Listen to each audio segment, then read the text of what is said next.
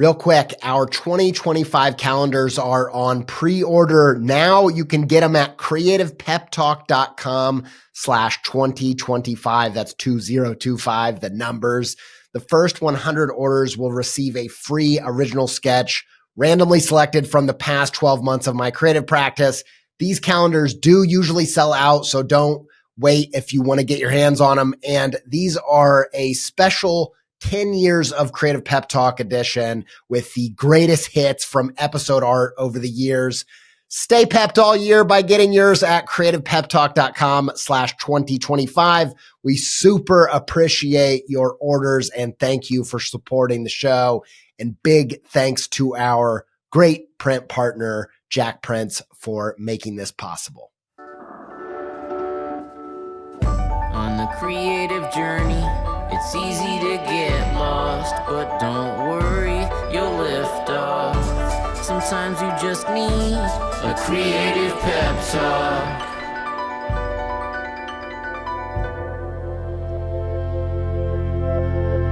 Hey, you're listening to Creative Pep Talk, a weekly podcast companion for your creative journey. I'm your host, Andy J. Pizza. I'm a New York Times bestselling author and illustrator, and this show is just everything I'm learning about building and maintaining a thriving creative practice.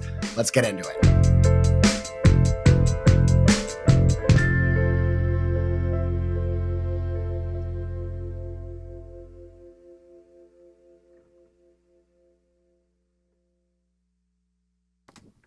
So my 16-year-old daughter is a huge fan of the band Boy Genius. And don't get me wrong, I love a bunch of their songs, but it's different for her because she sees something in the band that I can't quite see. So the few times I've seen videos pop up with them on Instagram or TikTok or YouTube, and they're at the Grammys or they're doing an interview, I try to save those so that I can watch them with her and we can kind of bond over it. If you don't know Boy Genius, they are considered a kind of super group in the indie music scene and probably even beyond that, in the music world in general. They are Grammy award winning and they're made up of three super critically acclaimed singer-songwriters, Phoebe Bridgers, Lucy Dacus, and Julian Baker. Now, in these videos, we've kind of developed a favorite in the interviews and these like little moments where they're talking, and it's Julian Baker, because she is extremely vulnerable and earnest in a way that is equal parts inspiring and just hilarious. And in one video, she laments that maybe she's not actually a musician, but rather a t-shirt commercial. This is because with the state of music and the sales of actual music plummeting over the past 2 decades plus, merch sales are how most musicians keep the lights on. Even mega pop stars often don't start building wealth until they get into fashion, which, let's just face it, that's just really fancy merch. And I don't know if anyone knows the particulars of how Kanye West went from being $53 million in debt to being valued in the billions before his whole recent public debacles and, major issues. But at one point, he was valued in the billions. And it was almost certainly the merch, the fashion, the Yeezys that played a huge part in keeping all of the lights on, if you know what I mean. If this is the case for most musicians, why would it trigger someone like Julian to have this type of imposter syndrome when it comes to how they make a living, how they keep going as a musician?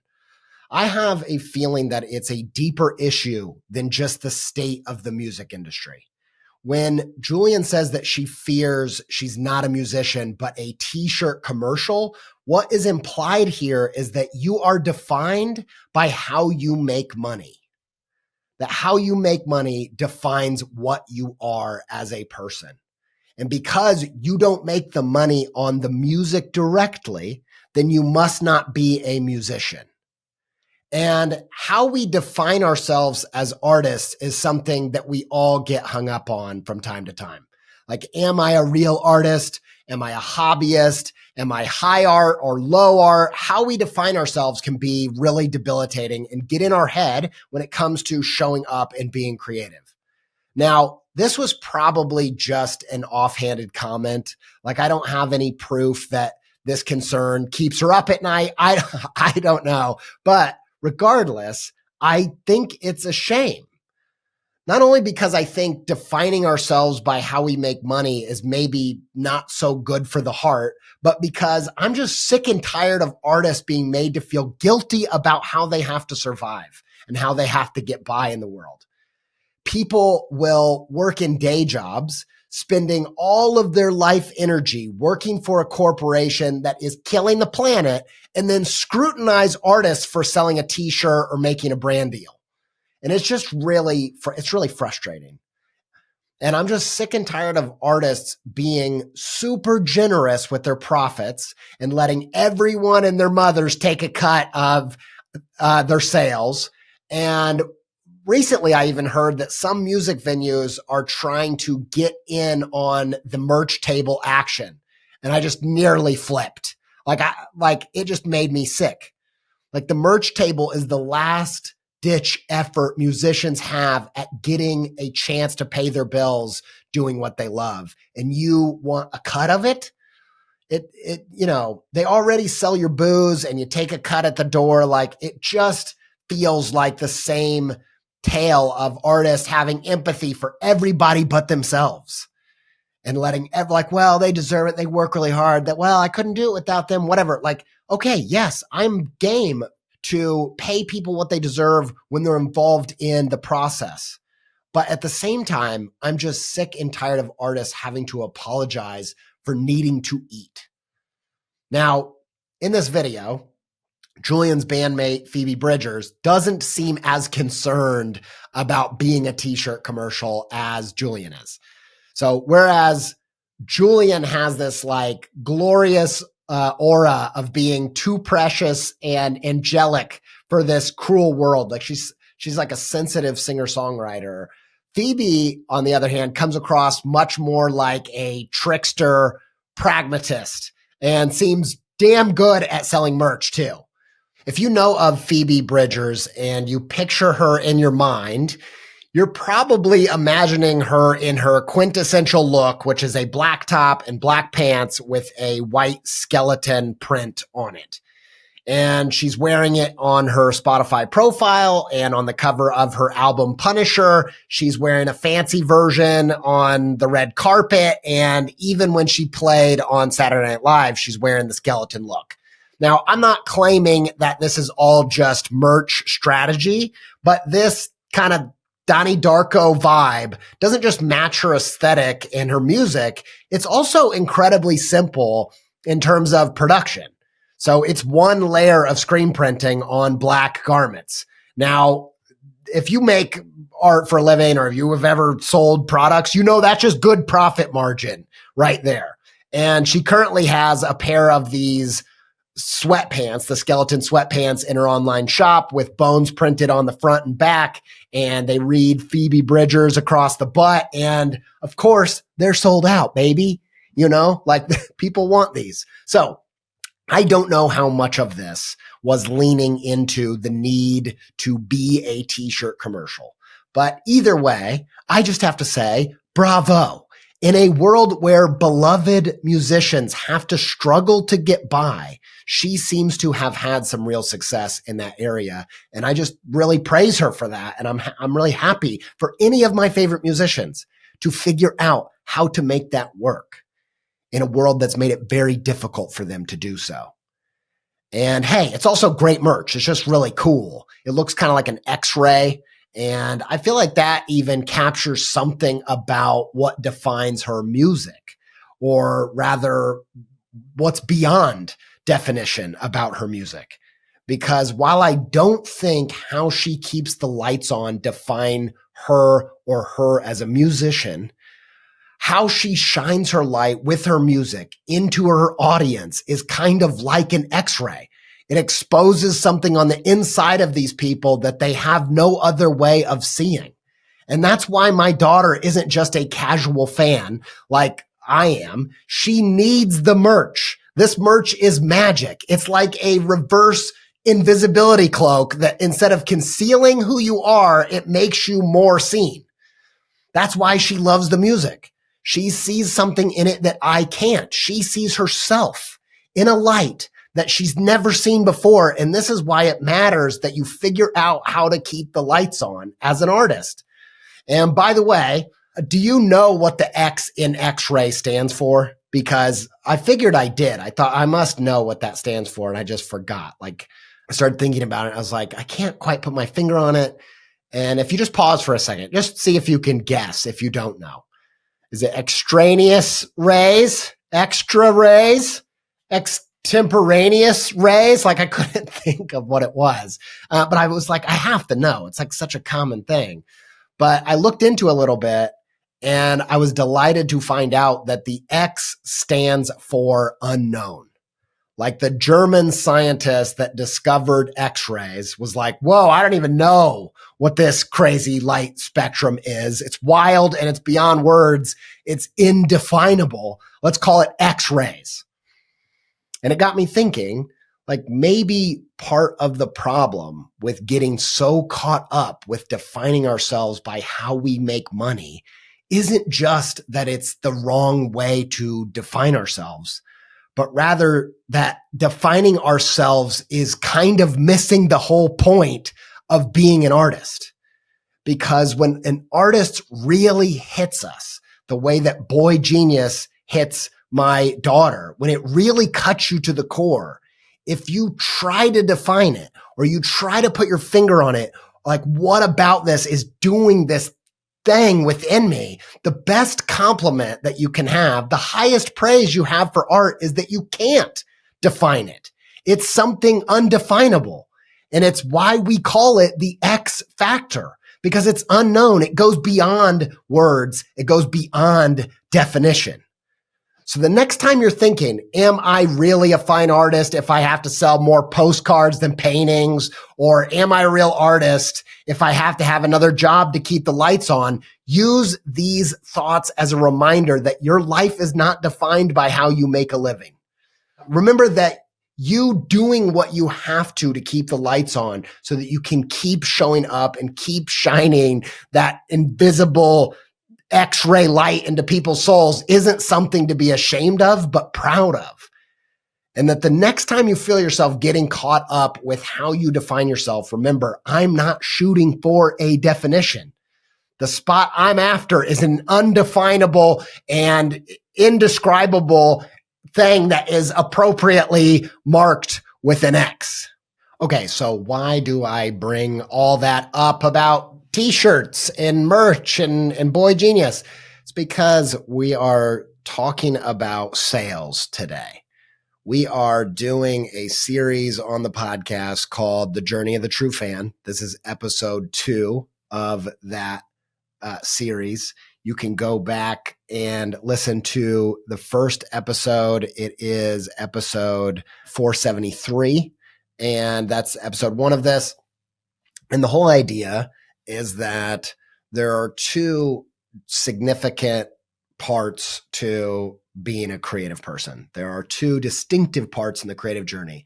So you have the first journey, which is you discovering what you want to make the work about, developing it, figuring out what it is, and then polishing it into an end result. And then the next journey is really not your journey. It mirrors the first one, but it's the journey of the true fan. It's them discovering that you exist. It's them developing a relationship with the work. And then at the end, hopefully turning into them owning a piece of what you do and supporting you financially, buying something, buying a product and making the sale in some way. And so we're doing this series and we are doing it in collaboration with Squarespace because the way that things have evolved in the online creative space means that it's never been more important to have a hub of creativity that you own, that you can tailor to be as creative as your creative work when social media has made it so difficult to get your stuff in front of people. And I think when it comes to the journey of the true fan, having a website that does all of these things is super essential. And so I pitched this to Squarespace to see if they could sponsor this series because I thought it was a perfect fit. They said yes. So super grateful for that. But we're talking about the journey of the true fan. And in the last episode, we talked about the 3 parts of that journey. And there is the discovery, where they hear about you for the first time. You're on their radar. And then there is the development of trust, like learning to trust and have a deeper relationship to your work. They don't just know about you, but now they actually like your stuff. They're diving into your work. And then the final piece is the sale, where they support you in some way. That's the full journey of someone going from a stranger to a true fan of your work. And understanding that journey and planning for that journey appropriately, building your website around that journey is super effective. So if you go to my website, anniejpizza.com, it is built with this in mind to help people go from hearing about me all the way to hiring me or buying one of my books or something of that nature. And so we're talking about that 3-part journey. And this episode is actually going to start with the end. We're going to start with the sale, and then we're going to reverse engineer a whole journey to get people there. So one thing that I've realized about this show is that a large portion of it actually falls under what I consider to be strategic creativity. When people think about creativity, I think they think about it like through the definition of creativity is starting without an end in mind, meaning kind of what John Mayer calls Ouija board creativity, where you're just messing around, playing the guitar, saying whatever comes off the top of your head. You start without knowing where it's going to go. You're not directing it. You're channeling it. You're trying to make it up on the spot and just be open to see where it goes. And I think when people think about creativity, they tend to think about it through that lens. However, if we apply that to all the different worlds of creativity, we see that that's really just one part of the equation. And so if you think about it in the world of comedy, that type of creativity, that type of comedy would be improv. That would be making it up as you go, not knowing, starting without an end in mind, not trying to determine where it was going to go. However, I don't think anybody would disagree that stand-up comedy is the exact opposite of that. And really great that it's not just the opposite of that, but that is deeply creative in a totally different way. So instead of Ouija board, it's more like a puzzle. And a puzzle is starting with the end in mind, knowing what the thing is supposed to look like, seeing it on the box, and then making it up as you get there. And that's a strategic type of creativity. And we've seen this go awry in TV shows they start with an amazing pilot, an amazing premise, but they're pantsing their way. They're flying by the seat of their pants. They don't know where it's going, and they end up writing themselves into a corner, and it ends really poorly. And we wouldn't call that extreme creativity. We would say that's lacking in a type of creativity that's necessary. And so for me personally, I'm always trying to strike a balance between the plotting and the pantsing, the improv and the planning. And I'm trying to figure out how to not just be exploratory with my creativity, but how do I actually get strategic where I can, when you're writing like a mystery novel, you start at the end with who done it, how you're going to get there, and then you work your way back and set all the clues as you go so that you can have that surprising but inevitable ending. And so most of the things we talk about on the show are around creative practice or creative career strategy. and they are trying to work the muscle to get comfortable with this other side of creativity that's super essential when it comes to making your practice work. And so what we're going to do here is, instead of going from discovery to trust to sales, we're going to start with sales. We're going to think about what is the end result? What is the end product? What is the thing that we're going to sell? And then we're going to work our way backwards into trust to say, how can we make that trust phase line up and point to strategically to the thing we're trying to sell? And then we'll go to discovery and make sure that the way that we get discovered by people is relevant to the way that they're going to learn to trust us. And that's relevant to the way that they're going to support us through sales. And so we compared that in the last episode just to make it clear. There's an example that everyone's familiar with. The music industry has a really developed sense of this journey. And probably part of the reason is because the business world has moved so aggressively into the music sphere that these things are really established there. And, there's good and bad to how that all has played out. But if you think about it through the lens of music, the discovery phase is usually singles, them being, and often those are collaborative singles so that you're getting on other people's radar. Then you have the album is the trust, where they dive deep into the deep cuts and they start getting familiar with you on a deeper level, have a deeper relationship with you. They learn to trust, like, oh, you are legit. You know what you're doing. You know how to deliver the goods. And then the next layer is the merch or the tour. And that's the sales. Now, there's a bunch of different examples here, like the discovery. Every artist has different things at their disposal. We'll get to some of that later in the discovery episode. But, one can be singles, but also could be opening for a band. There's all kinds of different ways to be creative about doing that. A big part of discovery now is just Spotify and how you play your cards that way. But those are the three pieces. But instead of starting with discovery, we're going to start with sales, and then we're going to reverse engineer and lay down the tracks to make sure that the way that we're getting discovered is actually relevant to the sales that we want to make. Like, it doesn't make any sense for us to do an incredible single that gets everybody to listen to us, but then the album sounds nothing like the single, and the tour and the show and the merch feels nothing like the album. Like, you don't want all of those things disconnected.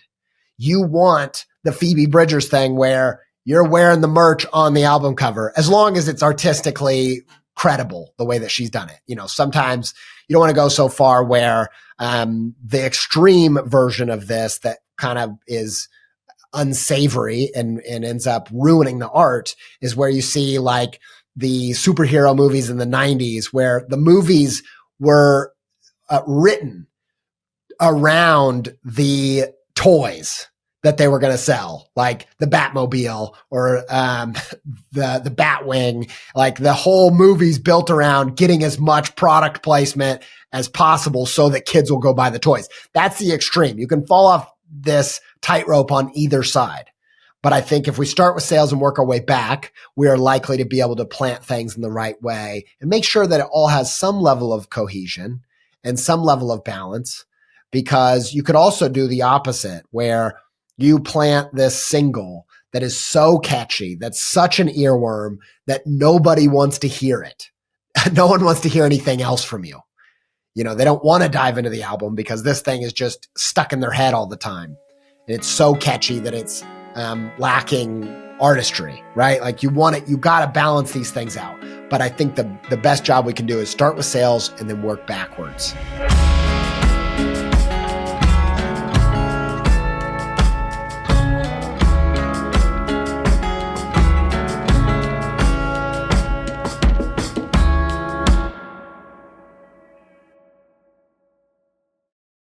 Okay, so sales, let's talk about how to think about that, what kind of thing you want to sell. And the reason we set it up through the Boy Genius thing was because what you sell, I personally believe, shouldn't be determined by who you are, defining who you are by what you sell, but rather where you are in your creative journey.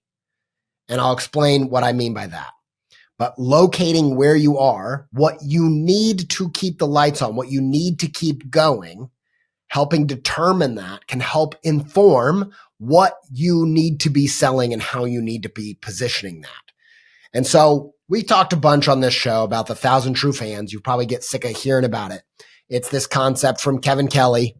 And it's this idea that it's just an abstract way to think about how in this day and age, you don't need to sell millions and millions of albums to keep the lights on.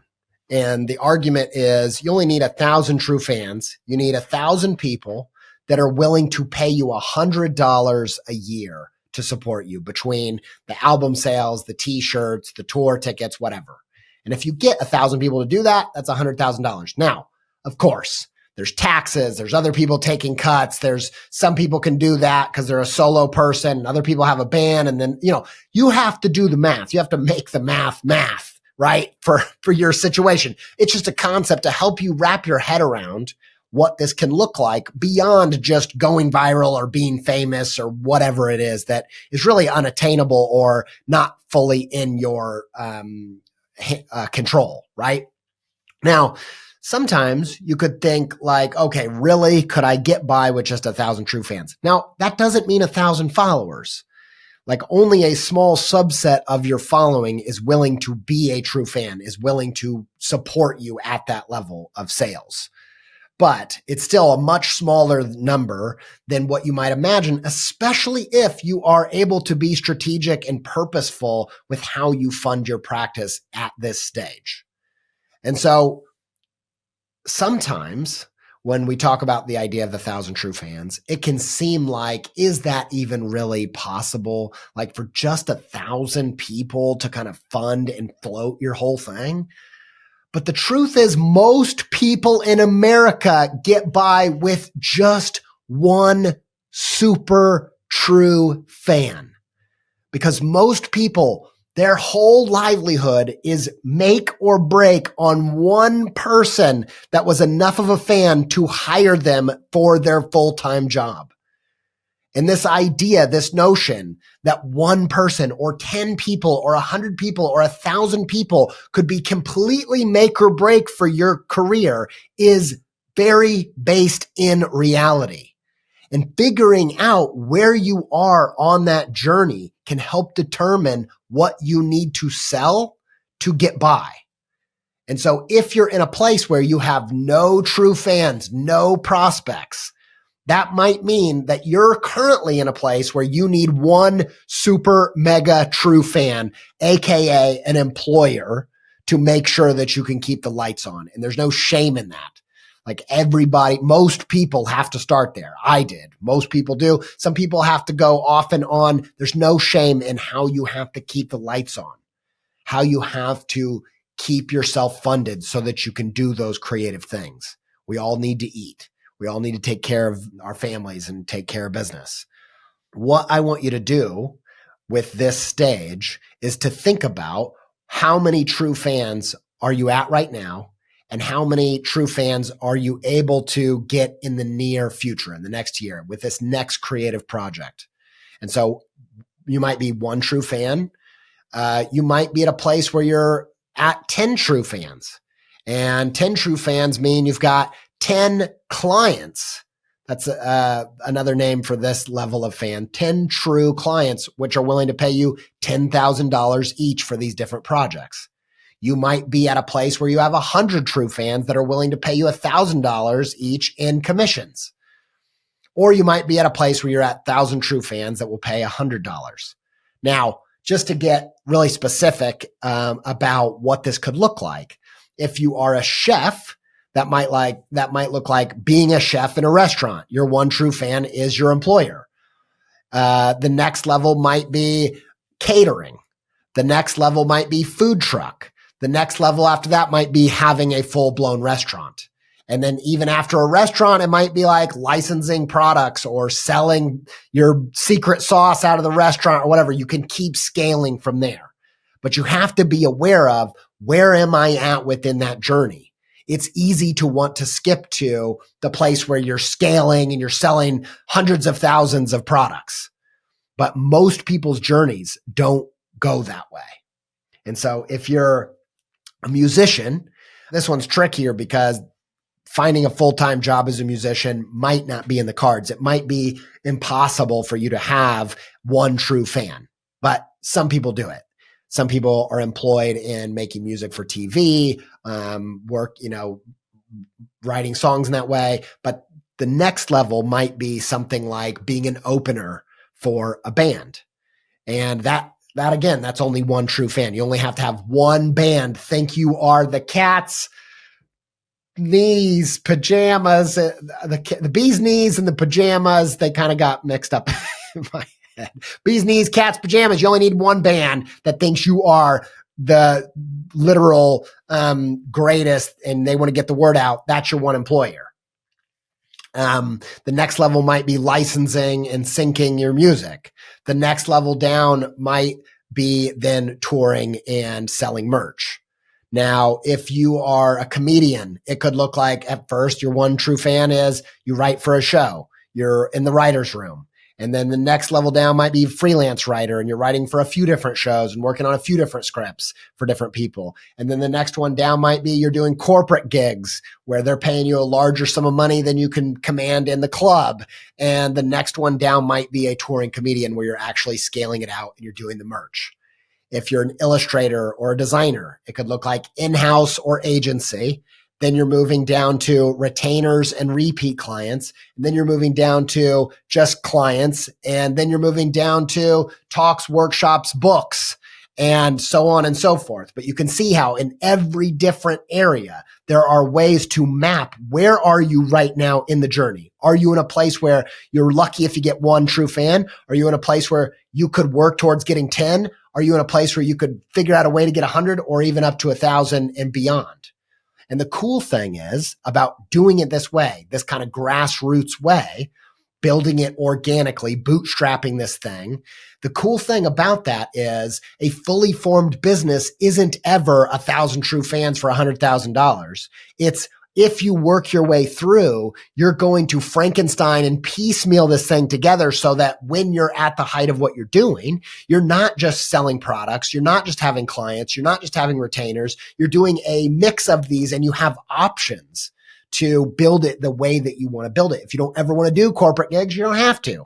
Or if you really like doing that, you can do less tour.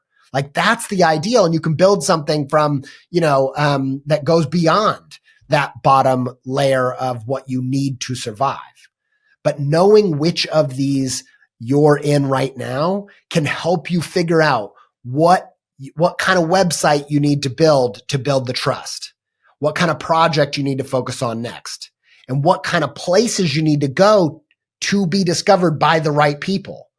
That's why having this strategic mindset, that's why starting with this is what I need to focus on selling today to keep the lights on is so powerful, because then you can go build all those other pieces purposefully to point the right direction. Because if you're looking for clients, it doesn't make sense for you to spend all of your time in the discovery phase trying to get people on TikTok to follow you, because the clients aren't there. Most of the people that are going to hire you are in their 40s and 50s and they're not there. And so you can see how knowing what you're trying to sell and being purposeful with that in the way that you design your website or your presence online is really, really powerful.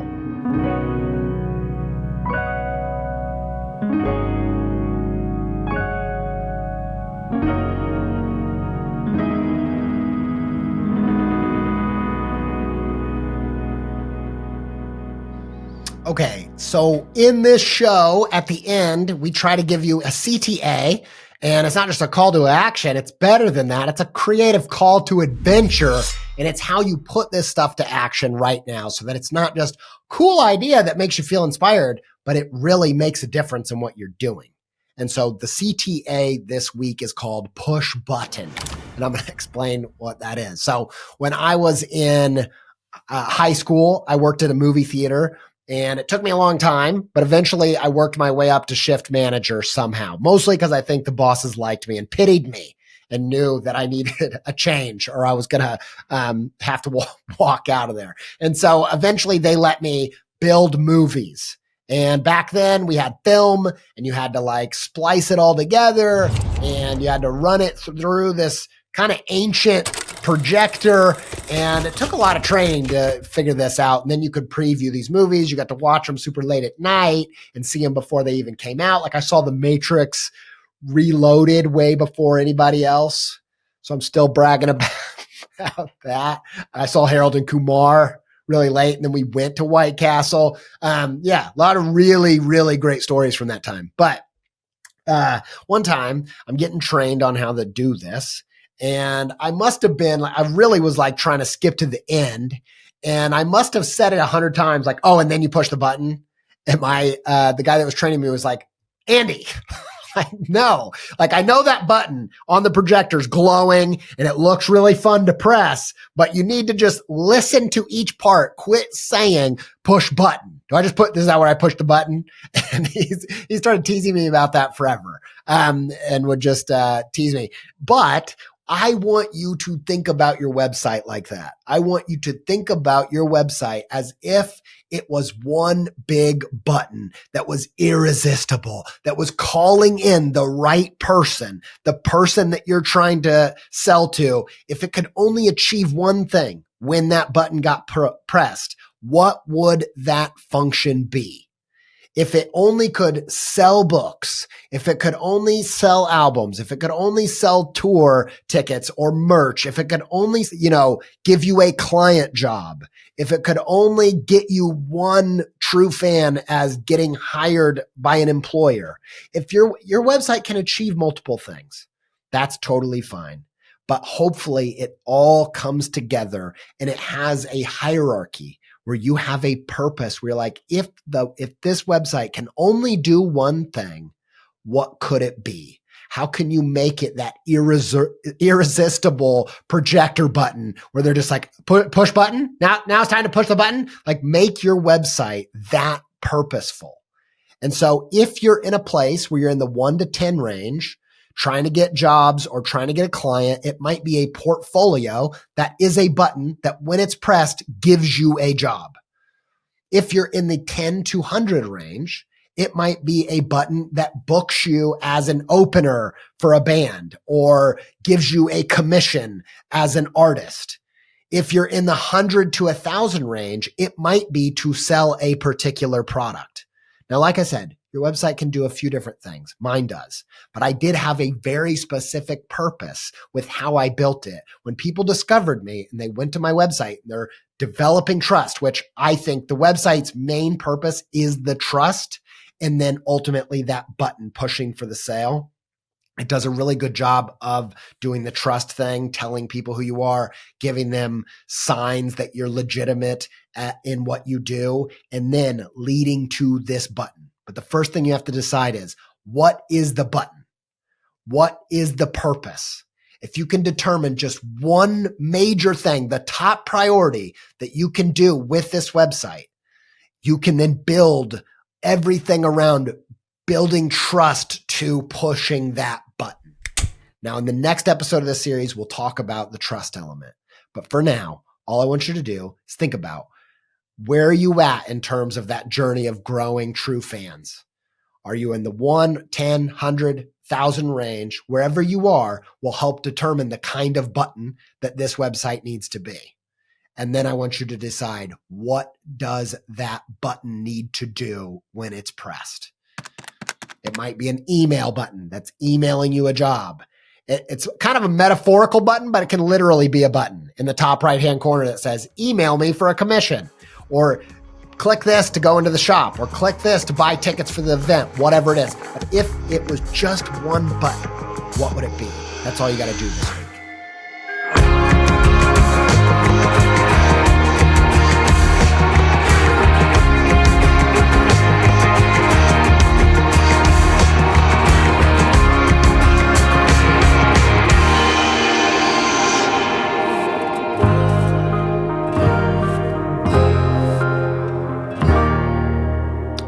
Like I said earlier in this episode, this Journey of the True Fan series is sponsored proudly by Squarespace.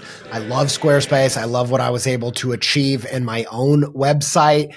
And I built the whole thing around this idea of the journey of the true fan. And I love the way that it works. Love the fluid engine. That means I can move things anywhere and create something really custom without having any knowledge of code. If you want to start making that button, if you want to start making that website and working on it, you can get started for free at squarespace.com/pep talk. And you can build your site. And when you're ready to go live and launch it, you can get 10% off your first purchase with Squarespace by using promo code Pep Talk. And if you are thinking about using Squarespace, go to that link, squarespace.com/pep talk. Use that link because it helps the show as well. We love working with them. They do great stuff for creative people. And I hope that you go check it out.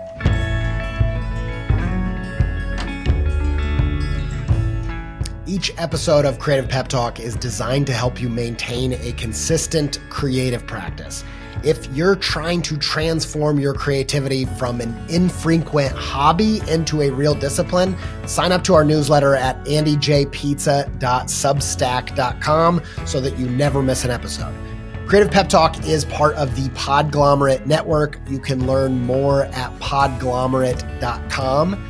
Massive thanks to my team, Sophie Miller, for content editing and co-writing, to Connor Jones of Penning Beautiful for editing and sound design, and thanks to all of you for listening. Until next time, stay pepped up.